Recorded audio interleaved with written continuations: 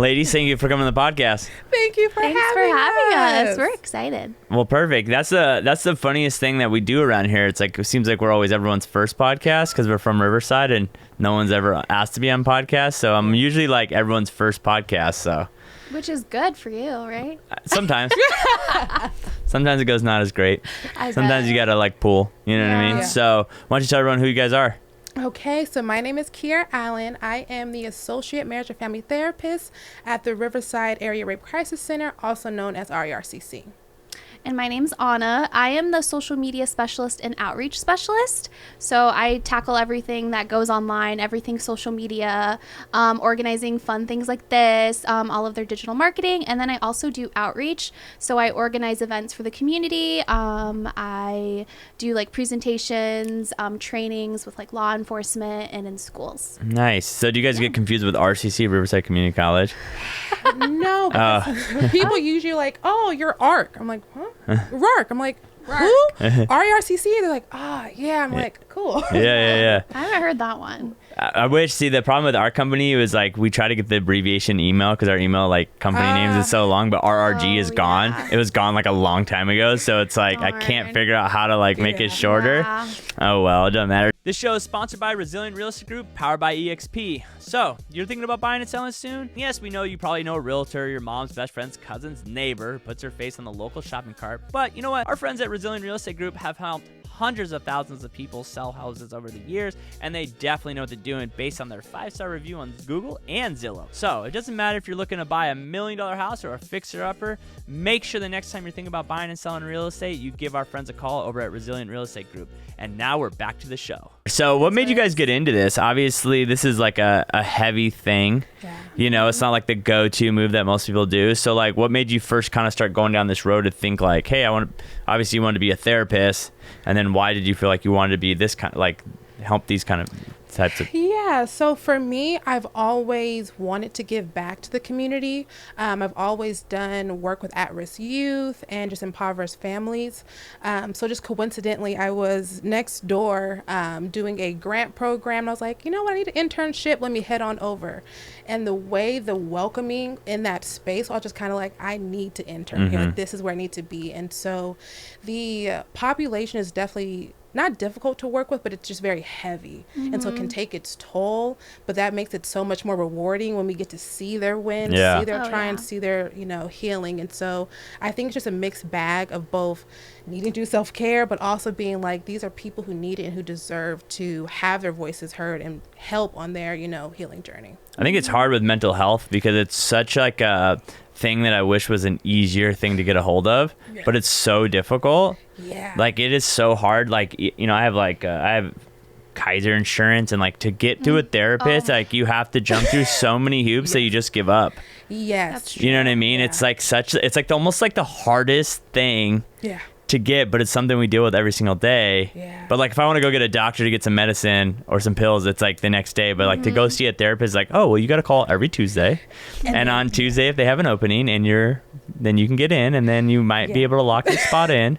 And then you're like, sweet, never mind. I know. Yeah, no. And so I feel like that's one of the things we do at our center is just really supporting them, like, hey, thank you for calling. We get how hard it is just to give the call. So just really empowering them of like, we know you've been through hoops and bounds, like however we can assist you, even if it's just like referrals, sitting and listening. So any type of, when we get them on the line, it's like, do whatever we can while we're on there, because we know that sometimes we're the 18th call, and it's just like, how do we really show up and make a difference? Yeah. So what made you get into, I mean, obviously you do social media and things like that, but like why for a nonprofit, not for a profitable company? I think it's a little different because like I also have like the same mentality. Like I've worked in nonprofits pretty much my whole life. And I think with social media, like I think creating like a digital safe space for people has been really important, especially for me, just because I feel like I'm more like introverted and more shy. So like that's what I've wanted my whole life, just to feel seen and known in a community. So creating that online has just been like, it's been like, I love my job because I like love social media and creating a safe space online, but I also like working in the nonprofit field. So like morphing those two is like the ideal job for me. So yeah, creating that safe space for people online where they might feel like they have no one, or they're like you said, like the hoops and bounds that they have to go through to get resources. maybe they follow our page and they see, oh, this is a resource. This is something that I can do. This is step 1, 2, and 3. So it's making things available to like an underserved community. Yeah. I mean, it's just difficult, you know, when there's no money in things. I don't think people process like how much stuff costs. You know what I mean? Yes. Like, I don't think people process like having a building and staff and how much money that is and how many resources have to go to those things. And when you're making no money, and you're waiting for government grants and things like that, like it's a different beast to like give resources. Yeah. That's why I think it's like important. And that's like what I think our company is good at doing, is like providing that self-care for staff and like making sure we have that space, because in working in a nonprofit, it's very difficult sometimes to like leave things at home. Yeah. You know? So like making sure that we as staff like have boundaries and we know how to like take care of ourselves, and like we do things called like debriefs. So we'll go into each other's offices, we'll debrief, we'll be like, I had this really hard like call, or I had this really hard advocacy, and so we like debrief and just like talk it out and just like let it all out. Yeah. How do you handle being a therapist and like, you know, obviously you're having to take care of your mental self yourself, plus the mental health of people calling you. Do you have any like tips and tricks that you currently use to like de-stress or to like, wow, this was a day, you know? Because I think that's kind of the thing, is obviously, and not everyone can, going back to how hard it is, like not everyone can run to a therapist, but maybe some like tips and tricks that you kind of use on a daily basis to kind of like ease your mind from a stressful day or something like that. Oh, absolutely. Like you said, to be a therapist, especially in this field, I work primarily with kids and families of assaults. So it can be very difficult to hear some of the stories. And so what I try to do is work stays at work, in the sense of course, there will be some case you're just like, man, that was heavy. But it's like, once I turn my phone off, shut my computer off, and I get in my car, work is at work. And so now that is my debrief time. So whether I am performing, singing, and just you're a singer? rocking, not well. Just in the car? Just in the car. Nothing wrong with that. Listen, there's sometimes nothing better is what would we call it? It's like when it's like kind of cold but not too cold, and you can roll down the windows but turn the heater on. Just that perfect temp where like the car's warm but the cold air's hitting you. Yes. And you're just blaring out music. Nothing wrong with that. Yeah. So just having moments like that where it's just like, let me debrief, let me get it out, because I need my home space to be my home space. Yeah. But it's also knowing that you do what you can in the moment, and being realistic with who you are and what your just the lane you can be in. And so as a therapist, I show up and do as much as I can in the moment, but knowing like that's all I can do. And so it's a process. Healing is not just one thing. And so just having that, knowing my language of love being quality time. So that's spending time with family and friends. That's sometimes spending time by myself, because it's like I am holding a lot of spaces for people, and that can be, you know, a lot. So just having where that's, and I think also knowing that self-care is a multitude of things. I think sometimes self-care is like, oh, going on a big vacation, but it's like, not everyone can afford a big vacation. Yeah. So if that is you locking yourself in, if you're a parent, you locking yourself in your bedroom for 15 minutes being like, hey kids, it is coloring time. Mommy and daddy need to go into the room and just sit. And even that's sitting and crying, that's sitting and laughing, but whatever it is, allow yourself to have space to just feel whatever that you're going through. But also it can be coloring. It is yoga. It is gardening. And so just whatever makes you feel good and see the joy in the world we live in, do that. And so I just try to be very intentional about my time, of being like, I'm having downtime. I don't have to do anything to deserve downtime. I can just want to relax and not feeling guilt about it, because it's like there are people out there going through so much more and so many just trials and tribulations. Being able to take a break is everyone deserves that, just to be able to like, I'm just going to sit here just to sit here, not because I need anything, but just to sit. So I just think being attuned to yourself and whatever needs to come up for you. Yeah, I think it's hard nowadays. Actually, I was having a conversation with someone yesterday about this. It's like you almost forget how grateful you are because you're in such the rat race. Yeah. That like you almost like take all the important things that truly matter for granted. Like we were talking, I'm like, you take, like, I'm training for a marathon right now. And so it's like right now I'm like, oh, I do not want to go home and run, right? But then if like I couldn't walk tomorrow, then I would be like, man, I wish I could go for a run. And I think that's kind of the hard part that we live in nowadays, is that the essentials is not good enough for us when the essentials should be enough. Yeah. You know what I mean? It's like, I was like, do you have food in your fridge? Yeah. Do you have like power and lights and hot water? And is everyone in your family healthy? Like, okay, so like, yeah, maybe a deal didn't close, or maybe you lost this transaction, or maybe you're not exactly where you want to be at, but it's like, I think that's kind of the hard part that we face now is like, you know, if you don't make, I don't think the whole now thing is like, you don't make $1 million a year, like, you know what I mean? So it's just that balance. So for you, like being on social media and like a nonprofit that is a very heavy subject, like it's kind of hard to like, you know, obviously on social, everyone wants to show the big wins, you know what I mean? The highlight reel, you know? So like, how do you kind of balance that with the subject that you're in? Because you're obviously not being like, oh, this is our client. Like for us, we do real estate. So it's like, oh, sold a house, take a picture. No one's taking a picture with like a sign outside of your office when they leave, right? So for you, how do you continue to find new ways to be able to create that safe space online? Because a lot of people want to do social, but they're like, I don't know what to do. Or where to start. But if you're doing something that's that hard, like I tell agents all the time, go show a house, take a photo. Like it's not that you know, so for you, that's obviously a little different. So how do you continue to try to find creative things to do? Yeah. Well, I think what really helps the most is like, just like thinking of like what the person would want to see. So that's why we showcase like a lot of like what of our resources and what our programs are, because those are essential things that we provide. And like it obviously there are days where I'm like, what am I gonna post today? Because it's like I can't showcase the client because we deal with like a lot of private information. For sure. So thinking outside of the box is like essential to what I do. And obviously working with like a team is helpful because we bounce off of each other and I ask for ideas, especially from a therapist. I'm like, we all have meetings and I'm like, with each person on our team, I'm like, from a therapist's perspective, what do you want to see? Or like, what are your clients telling you that they are struggling with? And then I'll work it that way. So like maybe they're struggling with how to talk to their parents. So I'll post something like, you know, tips and tricks to talk to your teen about this. So I take a lot of inspiration from like our team, which is great because working in a nonprofit, especially in this like sensitive field, you have to like think outside the box. And so, it can be really difficult, but also we have like a lot of different like programs. We do like self-defense classes, so I'll do photos and videos of that. Or like in schools, we do presentations. So like I'll take videos of us presenting because you have to like be careful, of course. But it's definitely a lot of like team effort. It's not just all me. But it's super fun, honestly. Do you, you know, obviously everyone worries about like likes and follows and shares and views and things like that. In your guys' program, do you guys really care about those things or no?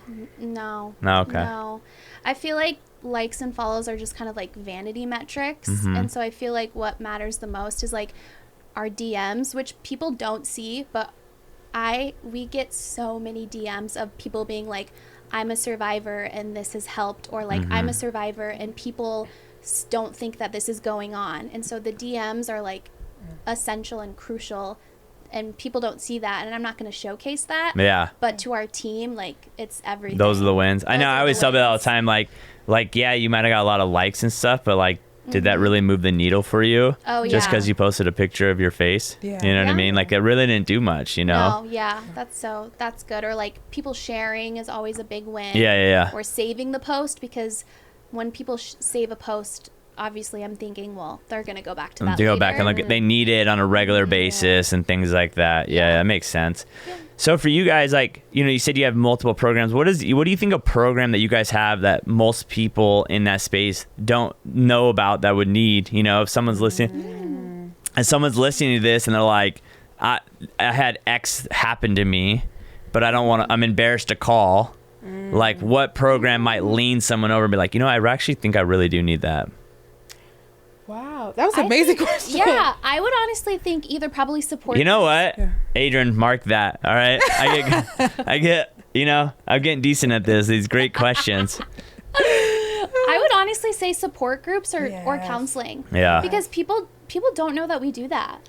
Yeah, no, I would definitely, because when it comes to therapy, I'm very aware that sometimes people are not ready to just be sitting alone in their space and their feelings. And so support groups are kind of like, wait, so there's people who get it, and there's people who understand this what stage I'm at, because healing is all different stages. You might have, I'm feeling healing, I'm feeling I've forgiven, and then a trigger happens like, whoa, I thought that was past that. Yeah. And so you have to be like, okay, so you are where I was 2 years ago, you are where I want to be in 6 months. And so I just think having like-minded people, because sexual assault can be so isolating, and it's just like, I'm alone. Because it's embarrassing, I think. Like, and then maybe there's some self-blame, and then it's their fault, and that's what people are gonna say. Like, is anyone gonna believe me? Yeah. So it's this struggle of like, you know what I mean?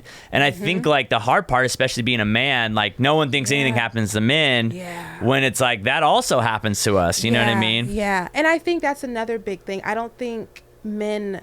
And not that we don't definitely offer services to them. There's so much stigma in being a male survivor. It's kind of, or it's just kind of glorifying of like, oh, you were 12 and she was 22. Like, isn't that cool? It's like, no, that's also someone being taken advantage of, no matter the. And so there's like, that's manhood, is to have that experience. Like, no, that was abuse. And so whenever we get our male callers in, we really empower them. Like, hey, I knew it took so much to get here.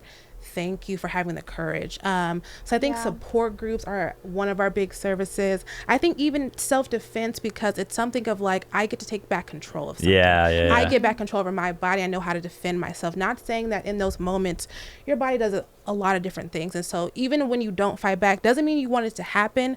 Your body just freezes. It's, you know, fight, flight, freeze. So just having that. So I think the self-defense classes really just help empower them and like, wow, I have control over my body, but also support of like, people get it. And sometimes they don't have that, especially when they don't have a support system, where it's like all they have is our center.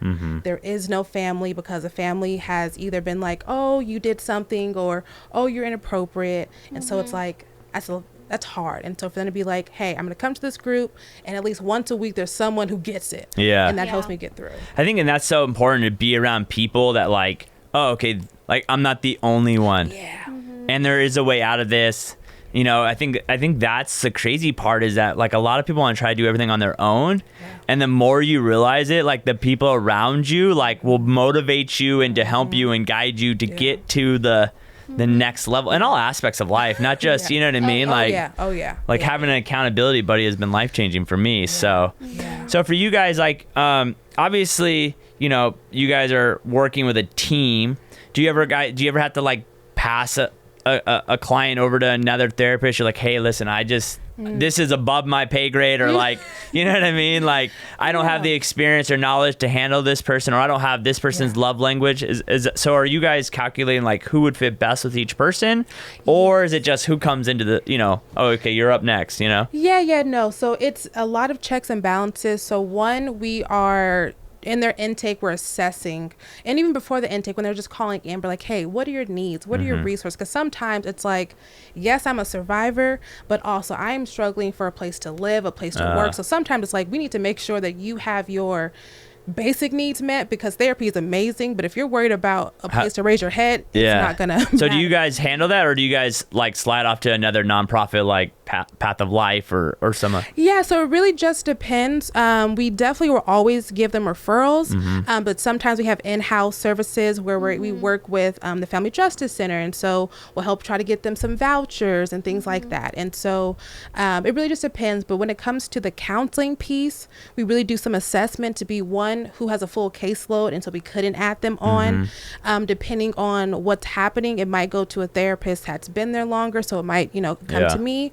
But also want to give space for interns to really learn. And so we really try to, like how Anna was talking about, the debrief of like, hey, how was that? How are you doing? Because it's heavy stuff you're talking about. Even outside of like the assault, people are still living a life. People are still going through poverty, going through a pandemic. So none of that stops. It's just an added layer of like, oh, and there's no assault and processing. And so we really just try to assess everyone's needs, and seeing if we're a great fit and say that they're needing any other things will definitely help to get them connected to those people. You know I can waste no time, cause I gotta keep it tight. I'm in my bag, got my eyes on the price. You know I can waste no time, cause I gotta keep it tight. I'm in my bag, got my eyes on the price. You know I can waste no time, cause I gotta keep it tight.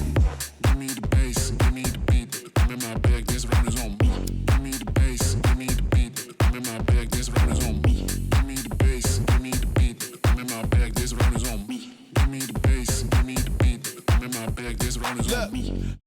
So for you guys, like, obviously a lot of people wouldn't pick a nonprofit to work. You know what I mean? Like, it takes a true love. It takes a true believing in the passion. Yeah. And so for you guys, like, is there a time and place where that might change, or you just like, you know, you just love the nonprofit aspect of it? For me, I'll answer first. Yeah. I love working for a nonprofit. I probably will always work in a nonprofit. It's just something that just like fuels me, and I just love the work that I do. Got it. I think I'll probably stay in a nonprofit. Yeah. Like, But everyone says they want. know. Yeah. Everyone says, like, why do you want to get into real estate and become a realtor? I love helping people. Okay. Well, if you had no money, you wouldn't do it. Trust me. Yeah. Like, everyone always gives me that answer, and I'm like, okay, well, that's not going to last long. So Yeah. let's get to the real deep why you do this. right. It's for money. You know what I mean? Yeah. Yeah. At the end of the day, it's a little bit of money. Yeah. Just a little tad. You know what I mean? So for you, like, how long have you been a therapist, actually? What year are you at? So I am, funny enough, I'm about 200 hours from being able to take my licensing exam. Oh. So I'm good and close to having completed all 3,000 of them. So about 3 years as a therapist within this field, but I've done behavior therapy, work with kids with autism. So I've always kind of been in the therapeutic field, but not until I, of course, went and got my master's and then started working here. So in total, I would say 3 years in this field, but therapeutically about 5 years. Are you always having to continue to do, like, more education? Or like, after you get your master's, you're kind of, you know, this is more of a question like someone wanting to become a therapist. Like, for you, like, after you get your master's, are you kind of done, or are you continue to are you going to try to get a doctorate, or? Yeah. Oh, put me on the spot. So when it comes to your master's program, the big exam we have to take in between master's getting your license is a law and ethics. And so that one you're able to, you know, study, and also you're doing it on a daily, which is like, what can we cannot say, confidentiality and things like that. What is ethical and unethical? But I think it's always important to continue doing trainings, continue learning, because there are some just modalities. So it's like psychodynamic or marriage and family therapy and things like that. So it's always helpful, because some modalities are like specifically for treating of trauma. So I think it's always helpful, but also being like the training of like, how do you maintain being a therapist for this amount of time? I always talk about it with my clinical supervisor. She's like, no, it's a lot, but the amazing thing is once you get licensed, it opens up doors. Like for people who made practices with like, let's do therapy and bring your dog, and just having that. So in the future, wanting to, of course, get my doctorate. But I think a great thing about being in the therapeutic field is I get to practice therapy, then go on to support other therapists. And being their supervisor. So it really is a big role. Therapy is a lot of different things. And there's a therapist for everyone. Even if you've had a not so amazing therapist, there's still really great ones out there. You just have to look. You have to treat therapists like a job of like, what is it like? How do you make me feel? How do I feel supported in this space? And if I don't, let me go get my needs met somewhere else. And so I always just push clients of like, hey, you deserve to be in a space with someone who makes you feel safe. And if you can't find that, keep looking. Because the same advice I would give them in a relationship, like, hey, if your partner is not making you feel safe, you don't have to be there. And there's our options too. Of course, I'd be like, hey, break up with him, because you can't tell him what to do. But being like, hey, knowing your self-worth and knowing like it takes a lot to be in a room and talk about your hardships. Be in a space where you're just kind of like, I don't have to like code switch or being like, I am prim and proper. It's like, no, it was a messed up day and I'm mad about it. It's like, let's talk about it. So yeah. Do you struggle with when you're off and people ask you therapy questions? You know, like when you get that you get that random text, you're like, girl, I had a situation today. Saturday, okay. It's I am, and you text back, I am on my off time. Like, it is so funny. Like one of my goals, I'm like, I'm off the clock. But no, I think once you're in this field, there's no turning it off. And I think it's not even like therapeutic wise, like even advocates wise. It's like we are so keen to like, oh, that was a little. You said something there. Okay, let's go into it. It always just sticks with you. It just sticks with you. But I've gotten really good at having a boundary, and I'm surrounded by people. Funny enough, like my friends are also therapists. Oh, so it kind of works hand in hand. So it's kind of like a, hey, are you able to hear me vent right now? Like, Yeah. are you mentally, it's just kind of like, oh, what a great question. You know, that's a But- great, that is a great That is a opening good- question. Yeah, Like, yeah. before you go off on a rant with one of your friends, are you open or are you Yeah. available Yeah. to handle this right now? Yeah. That's interesting. That's actually a great thing to ask someone. Yeah. And because it's really not like, if they say no, it's not because of you, but it's like, sometimes people don't have it. Sometimes it's been like a really bad week for the both of us. And sometimes like, I just want to be able to be home and just have idle time, just like nothing. So I think having that, and not just therapeutically, just like, hey girl, general, can yeah. you hold this for me? Or Yeah.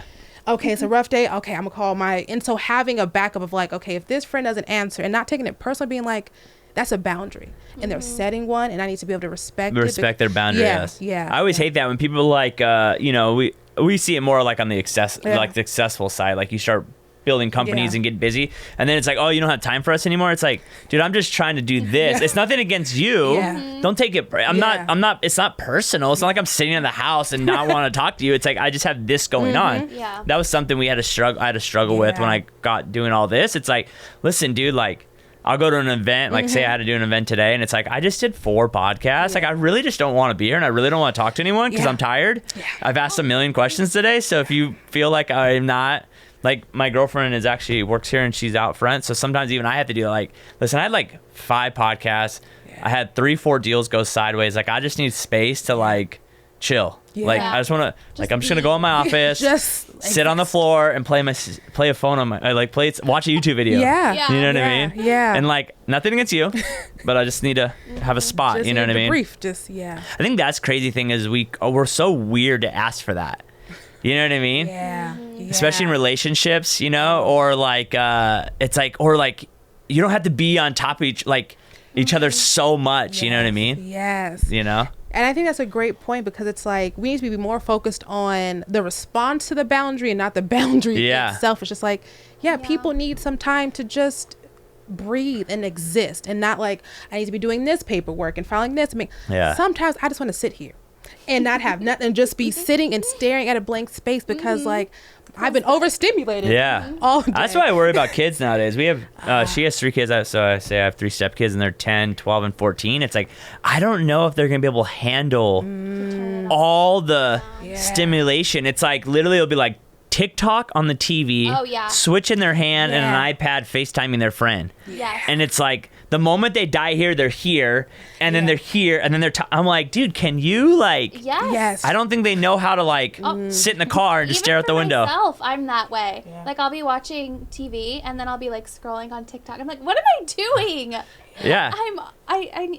It's like I have this going and then I have something else going and I'm like, I just need to relax. Like I need to be doing something with my hands or something. I don't know. Like I think it's gonna be interesting. Like how when they become adults, how fried, like how much their brain will be fried, and then does it go the opposite? Like after them, do people go like, you know what, we need a break from this? Yeah. I don't know. Yeah. I don't know because I think everything. I've seen both sides. I feel. Yeah. I feel like I've seen like my younger siblings. They're like not on social media. They don't care about social media. They're like Gen Z. But then I know other people that are like 3 things going on all at once. Yeah. So it's like I have no idea. Yeah. I guess we'll see. I think it'll be interesting, but I think it also, if they have a balance, I feel like then that'll kind of come into play of like, I get to have like all this screen time, but at least an hour a day, I just go outside and I just sit in my backyard. And so just getting some of that. So I think it'll be interesting to see the impact. Or just like the aspect of like, you know, like when we were a kid. Well, I'm 35. I don't know how you guys, but I'm 35. I mean, I can be in the space you're at. Sure. But like when we were kids, like if one of your friends were hanging out with the other friends, you didn't even know, right? Like you didn't even know you're being left out. Right? Yes. Now it's like, oh, did you see who posted a story with so and so? You know what I mean? The FOMO has. The FOMO is hard right now. Call their house phone. The house phone. Are they home? God, I would love for kids to have to go back to that, or like. You know, I remember like in junior high, like having to call the house phone of the girl you liked, and you're like, her dad, don't pick it up. Don't pick it up. Hello? Can so-and-so talk? Who is this? Adam? Oh, okay. That feeling, they have no idea what that feeling is. No idea. To remember those numbers. Like, I knew my best friends, like, we would walk home together, and I'm like, okay, it's been 20 minutes. She should be walking to her door. Hello? Yeah. Yeah. then like, this is like, you know, right when the internet came out, like, get off the internet. We're waiting for a call to come in. Oh my gosh, like AOL dial-up. Yes. Oh, So obviously, what advice would you give someone who's thinking about going into therapy, but it's like such a long road? You know what I mean? Yeah. And what would suck is like you get all the way, like you get 4 years in, 5 years in, and then you realize like, I just don't like this. This just is not for me. Yeah. Do you have an idea or a path you would tell someone like, hey, even if you're like, I want to be a therapist, I'm gung ho on this. Yeah. What are the first few steps I would take to like really get your eyes open to know the process? Like that's the reason we have 87% of agents don't make it past the first year, because it takes 6 weeks to get your license. Yeah. You're licensed in 8 to 9 weeks, and you have no idea what real estate's actually about. And then you get in it, you're like, I actually don't even like this. Like, I thought I'd just show houses like on $1 Million Listing. And it's like, no, you're more of a, you know, I've had calls where I've had a wife call me saying she's divorcing her husband before her husband knew. Like, hey, I need you to come over next week. Why? I'm divorcing my husband. Does he know yet? No. Cool. I've had a client call me. Her husband was held in a house with a gun, trying to kill himself. Shot himself. Then he died. Like, that's the things that people don't realize. As a realtor, you're like the. Yeah. So for you, like, what is some tip that you would give someone? Like, hey, even if you're 100%, I want to be a therapist, I know this is what I want, but to just get your eyes like open to like truly how it is, to get your feet wet before you go get your master and your doctorate. I don't know if this is just maybe me, but I don't know if there's a way to do without being in it, in the sense of, I knew what I was getting into, and I'm just like, I want to help people. I know it'll be hard, but not till I was in, I'm just like, whoa, I didn't even know the levels. Even working at the center, I'm just like, oh, it's going to be very heavy working with, you know, survivors of assault. But then it's like, no, you're working with someone who's been assaulted, but someone who's lost their parents. And it's like, that's one level of everything else. And so our thing at our center is like, their assault got them in the door. But it's like there's so many other things that led them to where they're at. And so it was just kind of like, oh, it's a center that works with survivors, and I'm a survivor. But it's also like, I have 10 years in my past full of trauma. And so it's like not just this one event. And so I think being able to, being accountable for yourself, being like, can I really sit with that? Like when someone else is talking to me, how do I show up for them? Just like friends, family, like what is mine? It's just kind of like, oh yeah, mom, yeah. And like as someone's talking to you, you see yourself zoning out. It's like, as a therapist, you have to be so locked in, because they're gonna say things and be like, oh, can we pivot back to what you just said? Because that was something that's kind of like, where they don't think it's a big deal. Oh, no, but you've heard this a million times. You're like, well, stop, bring it back. That's what we got to talk about. And they're like, what? And they're like, no, this is it. Like, this is the problem for everything. You know what I mean? And they try, so they're like, whoa, I didn't think you're going to. I'm like, oh, yeah, I was watching you. And so I just think, how are you showing up for just the people in your life? These are strangers. So if you can't show up for the people you care about, or how are you going to show up for someone you don't know and who has opposite perspectives than you, opposite beliefs than you? Because as a therapist, I have my own core values, but that doesn't mean that I could get to come into the room with me when I'm sitting with someone. Because there's going to be people who are just like, I'm just like, okay. And I don't get to make a judgment, because that's how they grew up. That's what helped form them into a being. They might not be their full being right now, but that's where they're at. I agree. I say the same to everyone. I always go like this. I go, whatever you believe, if the same thing happened to me, I'd probably feel the same way you did, but it didn't, so I don't feel that way. Like that is like, if everyone just felt that, like, hey, you believe X because XYZ happened to you, and if XYZ happened to me too, I probably feel and see the same thing. I just didn't. I don't have a response to that topic because it doesn't affect me, or I just never have gone through it. I have no idea. And it's okay not to have an opinion. You know what I mean? And so I just think that's that aspect of like, is so much easier. Like you said, like, this happened to this, and that's why they feel this way, you know? And then also knowing what population you don't feel comfortable working with, because you don't need your stuff coming up. Say that you're a DV survivor and you haven't healed from that. And then you go into being a therapist, not saying DV survivors can't, because they are, and they make amazing therapists, but being a therapist will really help you reflect on yourself and being like, as my client said that brought up stuff for me. So I do advise becoming a therapist, being a therapist, have a therapist. You know what I mean? Because there's gonna be topics that are heavy. Topics you're just kind of like, wow, I see myself in this client. And so making sure you're giving you're helping them in ways that help them, because they are not you. And so it's really being able to separate and differentiate between, this is the way you had to do it as a family. Like, my parents have their own beliefs, but I'm my own person. My clients have their own belief, but they're the own. And so just having that. So I just think that it really is putting yourself out there, just taking maybe a psychology class and being like, this is what this looks like. This is what you're, and just getting the feel of it, volunteering and being like, because we have volunteers at our center where it's like, how did going on that call make you feel? How did sitting in that hospital room with that person make you feel? Could you do this therapeutically? So I think it's every day. And every day. And every day. And because it's even when you're off the clock, it's like you'll watch a TV show and you're like, I know more than what the average person's like, oh, it's like, I can see where this all started. Just by interactions, like, okay. And so it's like when you know more, it's like ignorance is bliss. But for sure. So I tell you, like, dude, when you open that can of worms, the can is out there. Yeah. You know what I mean? And it's like, after you know what is truly going on, then it's like you don't turn it off.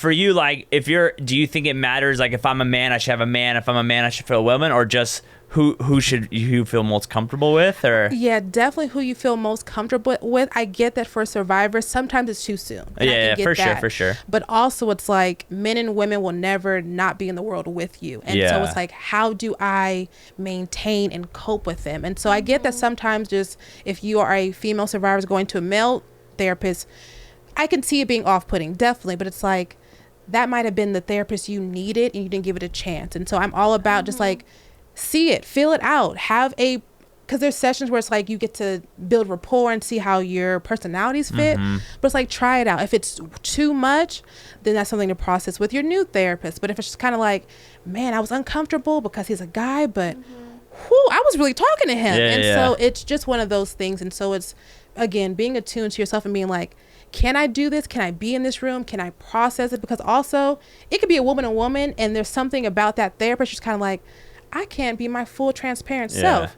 Then that's an issue, because we're going to need to go deep. You have to go deep in there. And you got to be able to feel comfortable enough to talk about things.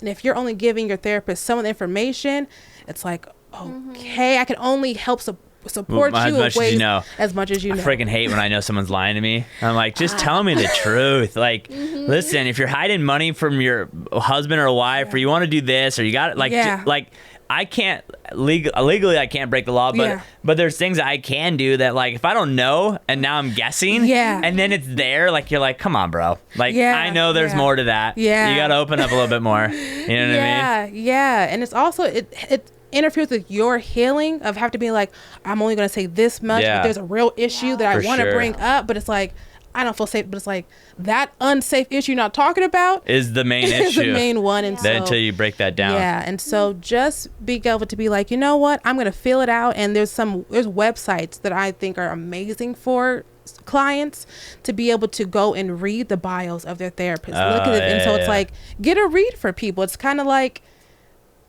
feel like about dating. It's like, how do I feel about this person? What's in your bio? Maybe just a different vibe. Things like that. So just give it a try. Even I have had clients where it's just kind of like, they're filling me out, but it's like, just see how it goes. And if you don't like it, that's okay. And for clients out there, it is not a bad thing for you to leave your therapist. It's not like we're having like a burn book after. And they're professionals. It's nothing personal. It's nothing. They want to work with people. You know what I mean? They want to work with people they like, that they're vibing, because it's frustrating probably for you. It's like you're trying to help someone and you can tell they're holding back. It's like, dude, what are we doing here? You know, we're just gonna show up every single week and then it's gonna take us 3 times as long. And that's one of the, not even the downfall, but that's a challenge as a therapist of like, you really have to meet clients where they're at. You want to save these people because you're like, I've been talking to you.